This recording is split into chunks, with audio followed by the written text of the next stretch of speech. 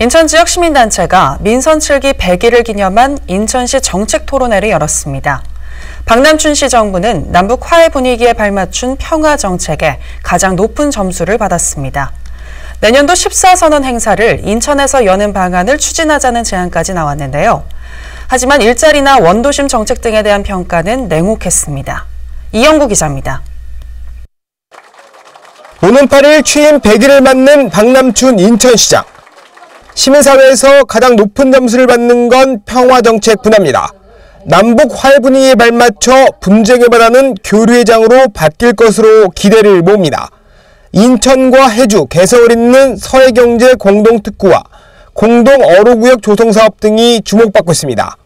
특히 11년 전에 남북이 합의한 14선언은 인천선언이라 불릴 만큼 인천과 직접적 연관성이 높은 만큼 내년 행사를 인천에서 여는 방안도 추진하자는 제안이 나왔습니다. 교류 협력의 경험들이 있습니다. 그래서 사회문화 분야의 다양한 교류 협력을 추진할 수 있지 않나.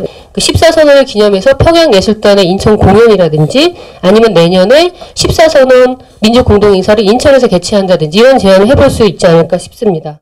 하지만 나머지 정책들에 대해선 우려의 목소리가 높았습니다. 먼저 원도심 정책은 후보 시절 내세웠던 공약과 큰 차이가 있다는 평이 나왔습니다.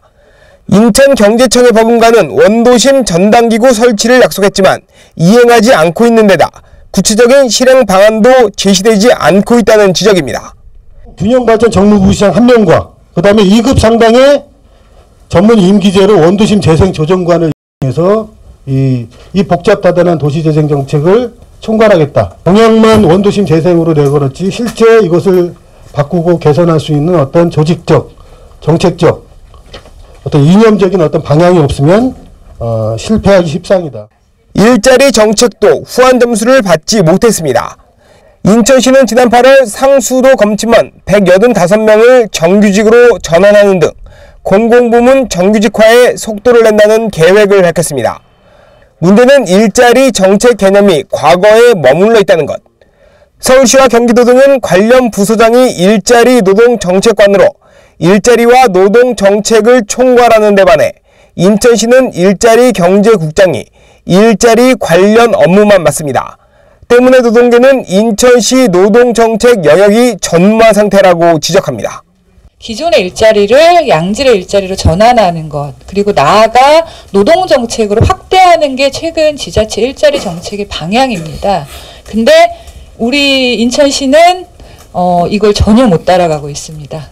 박남춘 시정부가 출범하고 이런 내용들이 좀 담길까 좀 내심 민주노총 기대를 했는데 아주 꽝입니다. 예산 분야에선 기대와 우려가 교차했습니다. 김명희 참여예산센터 사무국장은 10억 원 규모였던 주민참여 예산을 500억 원 규모로 확대하기로 한 것은 시장의 예산 편성 권한을 시민에게 돌려준다는 데 의미가 크다고 평가했습니다. 다만 부동산 경기 둔화 등으로 지방세 세입 감소가 우려되는 만큼 자주제한 증가폭이 크지 않다면 원도심 활성화 등의 세출 구조 조정이 불가피하다고 덧붙였습니다. TV로드 뉴스 이영구입니다.